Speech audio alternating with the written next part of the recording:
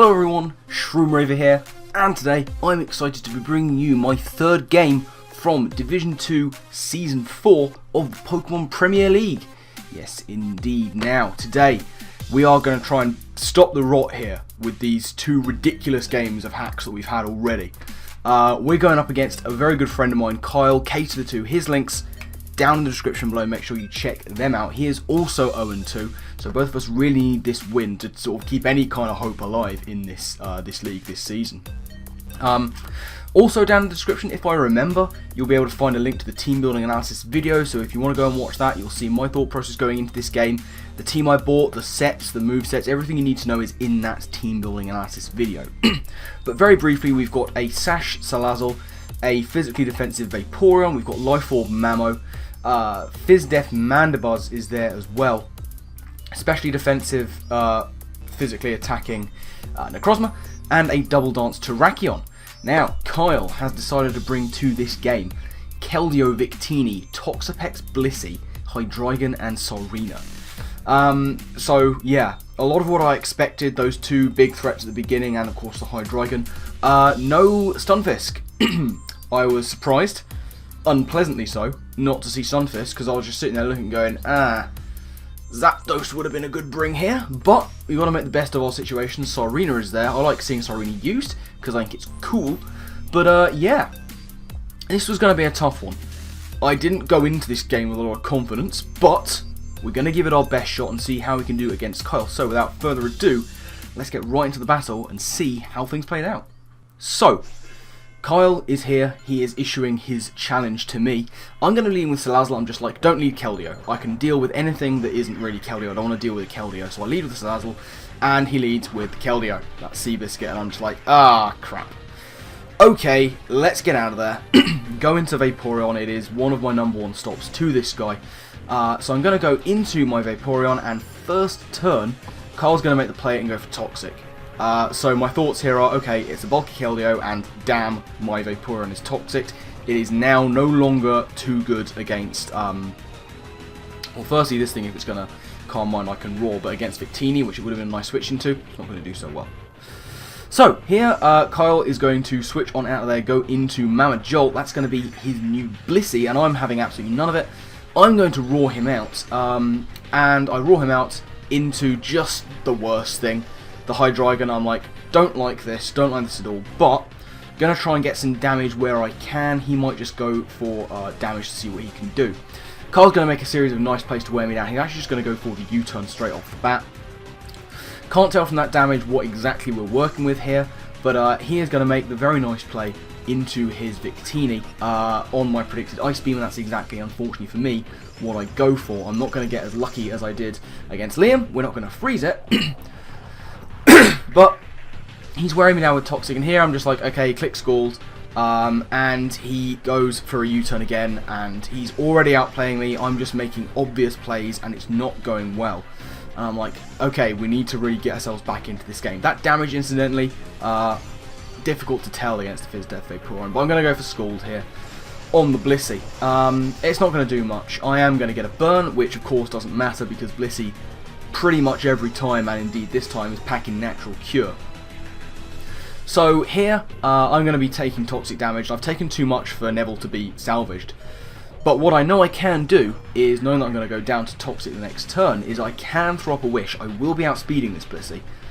So I am going to throw up a Wish just at the very end of Vaporeon's life to try and give something a really nice switch in. He's going to make another good play here, just go for the Stealth Rocks while he can. There's no real reason for him not to, because I say, I die the next turn. So, he's going to get his leftovers back there, as you can see.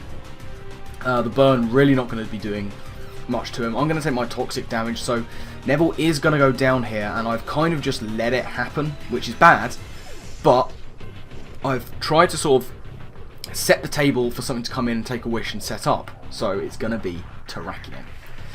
Terrakion is going to come in here, and yes, it's early. It's very early in the day to be doing this, but I am just going to set up a Swords Dance and hit something.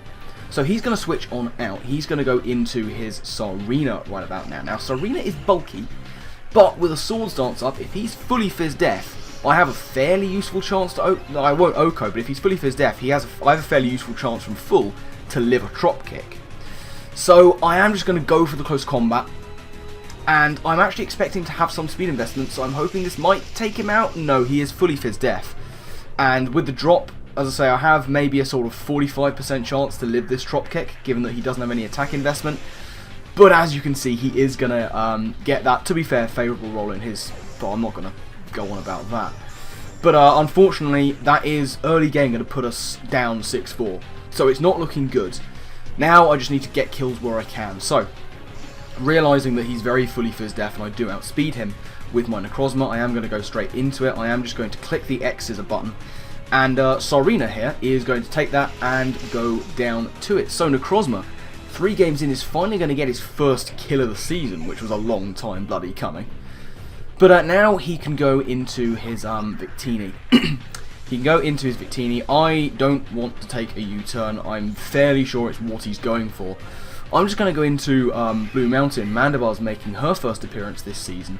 Gauge what kind of set we're working with, hopefully, and get some Rocky Helmet damage. And this does a lot because it is a crit. At this point, it's still difficult to say exactly what kind of set we're working with here. All I know is it's doing a lot of damage, but that crit makes it difficult to work out. It doesn't matter because I have recovery. Now he is going to U-turn into the Hydreigon, and I click Roost in the hope that I can maybe live this hit. I'm fairly sure this is Scarfed, and it is, and we do live. So Mandibar's physically defensive, showing exactly what it can do. This basically confirms that this is Timid Scarf Hydreigon right about now. And what we're going to see here is just a bit of an exchange. Kyle can't kill me at this point in one hit, and I just need to roost up to the point where I can take 2, and ideally then get a defog off, so that, you know, Mamoswine doesn't take unnecessary rocks damage, Salazzle doesn't get its sash broken, all this good stuff. So this is what's going to be happening. Kyle himself, he's pretty much fishing for a crit, and he's going to be waiting for the moment where I know and he knows that I can take 2 Dragon Pulses, and then he's probably going to go into something more favourable. But at this point, I have to go for the defog when I have the chance. And it's going to be the next turn that it happens. As you can see, Kyle's going to go for that Dragon Pulse once again. He's not going to land the crit, again, thankfully. And I'm, as I say, just going to go for the Roost here. And after this Roost, I am going to be at the point of health where I can take 2 of these Dragon Pulses that are coming my way. Now Kyle, he knows this, and he's going to make a switch into something to take me on. That's going to be the Keldeo, which is risky, but at this point he's pretty much worked out I probably don't have Brave Bird. So I do go for the defog. That's nice. I'm going to get rid of the rocks there, and my sash remains intact. But now I have to try and U-turn out. Kyle's going to go for a Toxic. He is very unfortunate of him going to miss here, which is, yeah, it is unfortunate. And I'm, as I say, going to go for the U-turn and just get on out of there. Obviously it's going to do nothing. This is very, very bulky, this Keldeo. And I'm going to go into my Necrozma. And he's going to get some leftovers, so he's back to full. Now I'm going to try and make a bit of a big boy play. Like, I know the Toxic's coming my way, and I know that I have a Lumberry, but the thing is he's bulky, so I might not be able to 2-hit KO. So what I'm going to do is go into my Salazzle right now, not take the rocks damage, and he goes for the Toxic, which we take. Now at this point, I need chip on this thing. I need chip damage in a big way, so I'm going to go for a Toxic of my own and get that onto the Keldeo. So now this thing is on a timer unless he has rest. And the fact that he's shown Toxic and now Scald, I'm worried that he does, but I just need to try and deal with it. So the Scald takes me down to my sash, and that is absolutely fine. Oxide's going to hang on in there, and Seabiscuit over there, the Keldeo, is going to take a little bit more damage. Now at this point, I'm, you know, reserved to letting Salazzle go, so I'm going to click Sludge Wave. Kyle is going to save the Keldeo, obviously, and go into the Blissey, as I just go for the Sludge Wave. And I'm going to get some nominal chip damage on this Blissey. It's not going to do a whole huge amount, but I've sort of resigned myself to having to be okay with that. I'm going to need to deal with this thing, probably with Mamoswine. Speaking of which, it's time to go into said Mamoswine. Get in there before he can get up his rocks, which, as you can see here, the Blissey is going to do. At this point, given that I changed up to have Life Orb, I can 2-hit KO this Blissey. And I want to get rid of those leftovers first, and if he wants to switch out, it'll be nice to get a knockoff off. And that's what I'm going to do, and get rid of the leftovers. I went for knockoff as the middle ground. He could have predicted Ice and gone into Victini.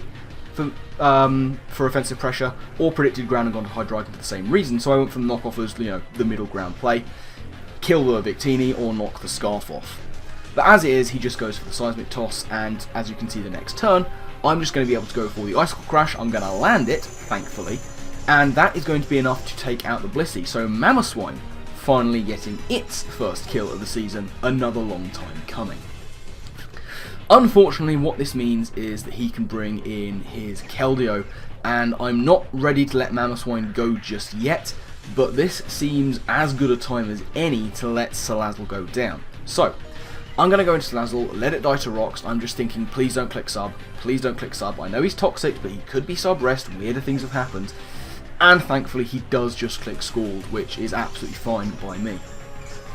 So yeah, he's going to get his leftovers back, he's going to get his Toxic to do a nominal bit of chip damage once again, and really the only play I have here is to go into Necrozma and try and 2-hit KO with a Psycho Cut.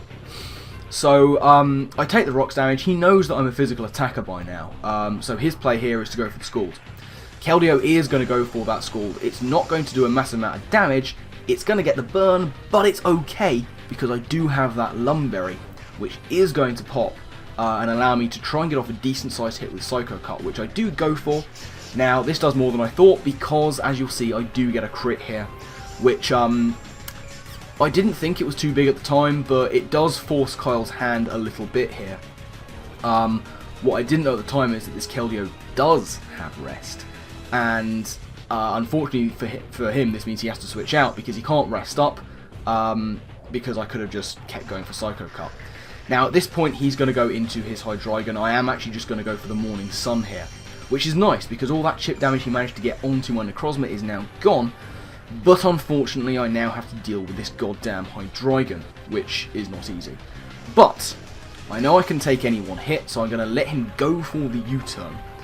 And here, I was expecting the Dark Pulse really, so I went for the X-Scissor. He is going to go into the Victini. If I had rocks on this team and I'd got them up, this Victini might have been easier to deal with, but as it is, I take him down to just half, and I'm just like, okay, I'm just going to have to go into Blue Mountain and tank a hit, and hopefully maybe take it better than expected, and get some Rocky Helmet damage. He is going to go for the V-Crate. I'm like, okay, I can probably live this, and then he's banded. And it's confirmed now that he's banded. I wasn't sure up until this point, but now I'm like, okay, so many different kinds of choice band. Really wish I bought Zapdos. But down goes Mandibuzz, and now it is a 4-on-2 situation. I'm going to go into Mamoswine. I do still have a lot of offense left, but it's not quick offense, and he does outspeed me with a lot of his stuff. So at this point, Kyle's going to save his Victini, and he's going to sack off his Keldeo. It seems like the right time to do so. I'm going to click Earthquake, and, you know, this would normally have done about 50%, I guess, to this Keldeo, something in that region. He is going to go down from that range, that's for damn sure. And yeah, down he goes. But at this point, Kyle can just bring in his Victini and pretty much get a kill, and I have to weigh up whether it's more important to save Mamoswine or Necrozma. And I figured Necrozma was my best bet. So I'm going to go for the Ice Shard, just getting as much chip damage on this thing as possible. I keep saying that, but it's important. And Kyle's going to make the good play here, go for a U-turn. He had no reason not to do this, because it basically affords him a free switch on my Necrozma into his Hydreigon, and that, as you'll see right now, is exactly what is going to happen. In comes Edgy Burb, and I had to weigh up whether, given I'm SpidF, I could take 2 Dark Pulses, and I just have to go for the recovery just to scout him, really. I have to weigh that up over X-Scissor. I choose to go for the recovery. As you can see though, it absolutely doesn't matter because he 2-hit KOs me with a Dark Pulse and he gets a flinch to boot. To be honest, I'm not going to moan about that because it really didn't matter. It only served to speed up an inevitable process. I was never going to be able to take out the Hydreigon. Down goes Stupid Bill, and that is going to be a 3-0 loss to Kyle. So yeah, we do take a loss to Kyle. I'm not mad about this one. Honestly, I'm not. For the most part, it was a pretty clean game. I actually, you know, if we're going to split hairs, I probably got the better end of it. You know, that Toxic miss on the Necrozma, that was super nice. Again, how much effect it would have had, I don't know. Like, I'd have popped the Lumberry and then maybe kept the burn. I don't know. We're really looking too far in depth to that, because the Toxic Mist was nice, but in the grand scheme it didn't matter. And then I got the crit on Keldeo, which probably saved me a differential point. But again, it wasn't game changing. My crit was probably the biggest one. I think he got a crit somewhere, which again probably didn't matter. So there are these tiny bits of hacks that didn't matter in the grand scheme of things. This game, going into, as I say, I wasn't confident about it. I'm well aware of Kyle's abilities and how good he is at the game, and you see it right there. He played very well, as he always does. It was as much a surprise to me as anyone that he was 0-2 going into this one. So yeah, I'm not mad about it. I'm mad about being 0-3 because in my mind I should be 2-1, and I'm still not happy about that, but I bear no ill will to Kyle. He's got off the mark, and well played to him. And yeah, his link's in the description as I mentioned at the beginning, so go and check him out. But that is going to bring an end to this video. Thank you very much for watching. I do hope you've enjoyed. I'm still angry at our results so far, and something will be done about it. Next week, we face off against another one of my good friends, Carson. Carson and the Chicago Bewears. And he doesn't stand a chance, because he has no idea what he's getting himself into. He has no idea what we're capable of when we are backed into a corner, and he, and you, and everyone else is going to see the best of PSG next week and in the weeks to come. But that's a story for another time. I'm getting out of here. I've rambled on for far too long. So, my final thank you to you all for watching, and I guess with that, I'll see you next time. Laters.